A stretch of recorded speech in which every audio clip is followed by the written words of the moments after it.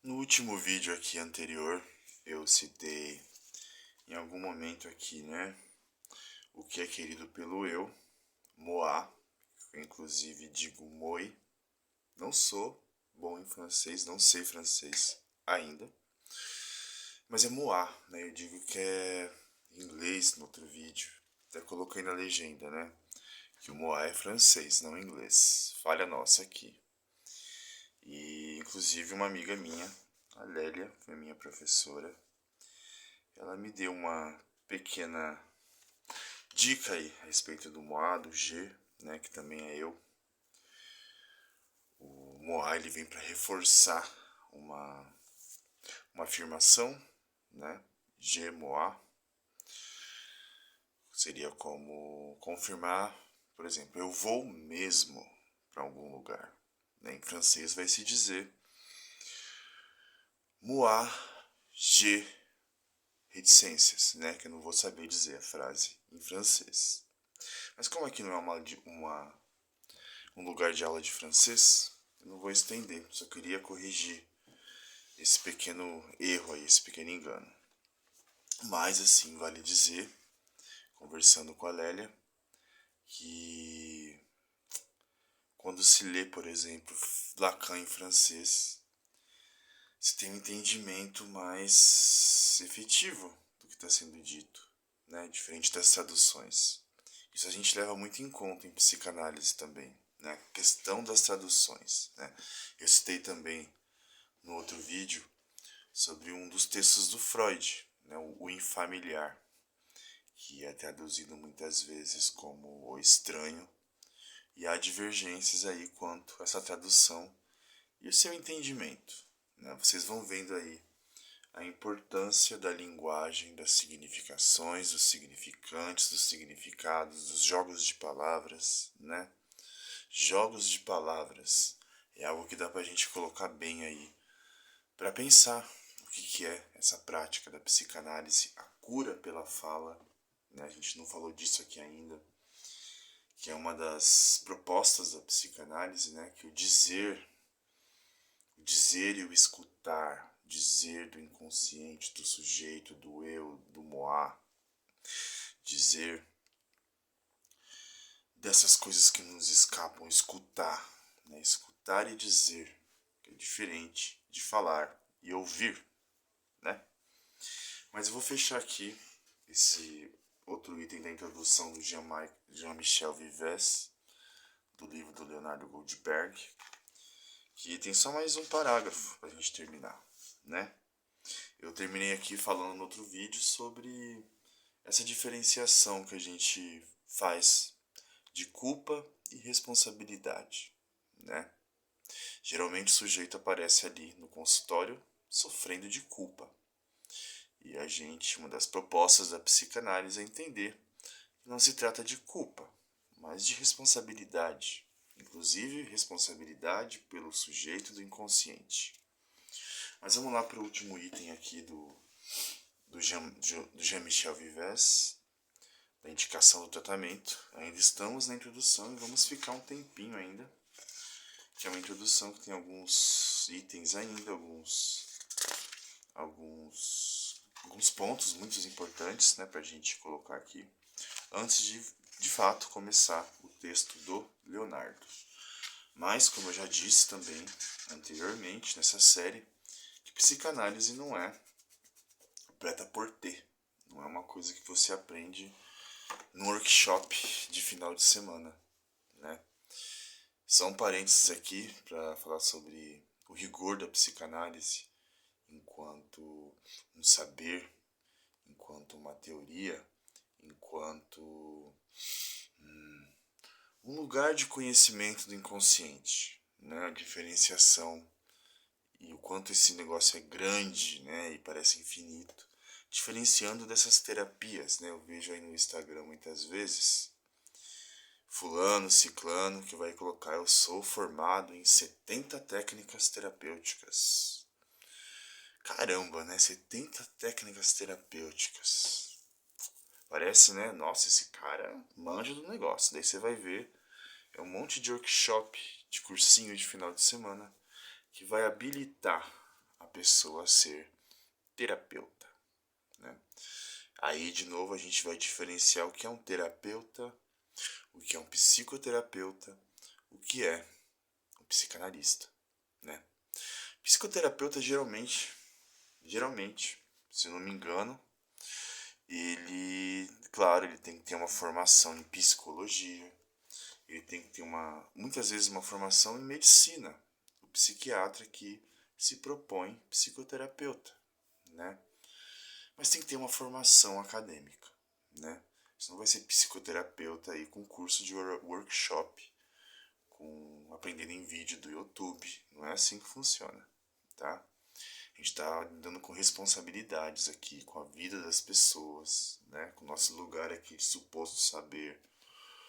Então, se você é uma pessoa aí leiga, que de repente está pensando em começar um processo terapêutico, psicoterapêutico, psicanalítico, esteja atento a essas informações, tá? Não é porque o cara aí fala que tem formação em 70, 200 técnicas de terapia que você vai ter um resultado eficiente. Muitas vezes vem disfarçado de eficiente, mas aí tem muitas problemáticas, que é inclusive a forma como esse terapeuta se dirige a você, de um lugar de poder, de saber, de repente dizer aquilo que você quer escutar, de repente ele vai direcionando ali. Então, assim, é muita responsabilidade para você sair por aí dizendo que pode atender as pessoas, tá? E lembrando que a psicanálise não é técnica, tá? A gente tem uma técnica psicanalítica, mas não se resume a isso. Você não vira psicanalista só a partir das técnicas. A gente tem um monte de coisa para ler. Só da obra de Freud aí, mais de 20 volumes. Só dos seminários do Lacan aí são mais de 20 volumes. Fora comentadores, fora outros psicanalistas. Então, assim, né? Você tá vendo aí o negócio, como que é. Vamos terminar aqui então, né? Esse item.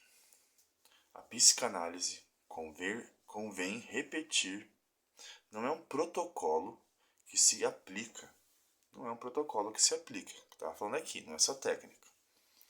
Mas um dispositivo posto em prática pelo psicanalista, que implica em um processo ativo por parte do paciente. Insistindo nessa dimensão, Lacan substitui o termo analisado, antes usado regularmente, pelo termo analisante. Particípio presente que insiste sobre a dimensão do trabalho que se faz, exatamente onde o termo analisado insistia em uma certa tendência apassivadora. Mesma coisa que acontece com o termo paciente. Eu uso o termo paciente, já falei aqui sobre isso, né? Até porque na minha prática hoje eu estou inserido num contexto, digamos, muito relacionado ainda com a lógica da psiquiatria, né? Quando eu falo desse contexto, estou falando de um trabalho que eu tenho, que eu faço numa clínica que atende convênios, né? Pessoas que vão ali atrás de psicoterapia através do convênio médico. E claro que isso tem um recorte específico, né? Que eu vou entrar depois em outros vídeos, inclusive, né? Inclusive para os pacientes que talvez me assistam e se integrem mais, né? O que eles estão vivenciando ali comigo, no tratamento, com a terapia, com a psicoterapia e com a psicanálise. Mas esse é o assunto para outro momento, né? Senão a gente não tem tempo aqui de falar de tudo, né? Então, assim, essa é a ideia do analisante, ele coloca o sujeito ali como participativo do seu processo e ativo no seu processo, o que se diferencia muito também da lógica do médico, né? Que o cara vai lá, ou a mulher, ou o adolescente, ou a criança, e tem-se a ideia de que o psicólogo ele vai ocupar um lugar de médico e vai colocar o sujeito naquele lugar de quem precisa ser cuidado de um jeito passivo, receber orientações, e não é assim. O que aposta é na posição dessa pessoa diante do seu sofrimento, né? O analista ele vai possibilitar ali algumas questões, né? O bom analista. A gente procura ser, né? A gente procura ser sempre esse bom analista. A partir de então, a psicanálise, contrariamente ao que se poderia acreditar, não é de forma alguma uma empreitada de desculpabilização ou de desresponsabilização. Não é só culpa, mas a confrontação, sabiamente adiada, como nos dirá Freud, entre o desejo que anima o sujeito e a consequente tomada de posição. Pois é, olha só aqui, né? A gente está delimitando aqui um aspecto super importante da experiência de psicanálise e de análise, né?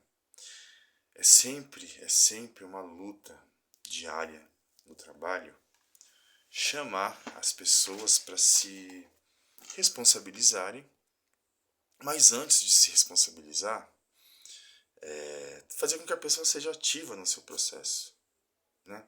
Porque não é comum que as pessoas cheguem na sessão e venham com essa ideia de: então, né, o que você tem a dizer sobre mim? Se dirigindo para mim como profissional, né? Como se fosse um pouco a lógica da astrologia, né, do signo. Que a pessoa vai ali no astrólogo, sei lá, ou lê um mapa astral e tá ali, né? Olha só como estão falando de mim, né? Tem até uma coisa narcísica. É gostoso, é legal de brincar, né? Não tem nada contra a astrologia, desde que não seja levado ao pé da letra, como tudo, como a religião, como a psicanálise, inclusive, tá? E não é isso, né? Você tem que ser ativo no seu processo. Claro que tem pessoas que estão passando por sofrimentos tão agudos, tão severos, tão limitadores, que elas vão ter muita dificuldade de entender isso. E claro, de novo, o bom psicanalista, o bom psicólogo, ele não vai exigir do sujeito mais que ele pode dar no momento. Por isso também que tem outro livro que eu quero trazer aqui, que é do Hector Fiorini, é um psicanalista argentino, que ele separa bem a ideia do que é por exemplo, uma psicoterapia de apoio, uma psicoterapia de esclarecimento e uma psicanálise. A gente está falando de sujeitos diferentes, com demandas diferentes. A psicoterapia de apoio, ela vai lidar com aquelas pessoas com crises mais agudas que no momento não estão com possibilidade de pensar sobre si do jeito que eu estou falando aqui, nos moldes da psicanálise, né? Então eu não vou ficar ali insistindo ou tentando direcionar o tratamento de um modo que o sujeito precise pensar tanto, né? A gente está falando de momentos de crises muito agudas. A psicoterapia de esclarecimento já vai lidar ali com aspectos inconscientes, mas ainda não é uma psicanálise, que daí a gente entra em análise, aí a gente vai entrar em investigação e entendimento de processos psíquicos inconscientes que são mais difíceis de acessar. Então há diferenciação, sim, né? A psicanálise, ela tende aí a ter um corpo mais rigoroso, muitas vezes mais ortodoxo, que é chato, vou dizer, tem muito psicanalista chato, que comete muitos equívocos tentando papagaiar Lacan, papagaiar Freud. Mas também é um assunto para outro lugar, para outra hora. O que eu venho dizer aqui é o seguinte, né? Que a psicanálise ela não vai subestimar o sujeito. Ele é um coitadinho que sofre. Tadinho, né? Ó, tadinho, vamos cuidar dele e abraçar. Ursinhos carinhosos. Não é assim. Não é assim. Claro que a gente acolhe, a gente respeita, a gente escuta. Mas a gente chama o sujeito para uma posição ativa no seu processo.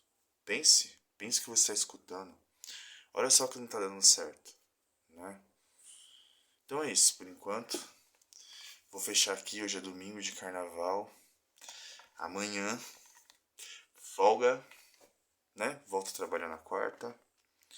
E durante esses dias de carnaval, vou também me atentar aqui à nossa série, tá bom? Para quem tá curtindo, divirta-se. Para quem não tá, divirta-se também, descanse, tá bom? Tchau.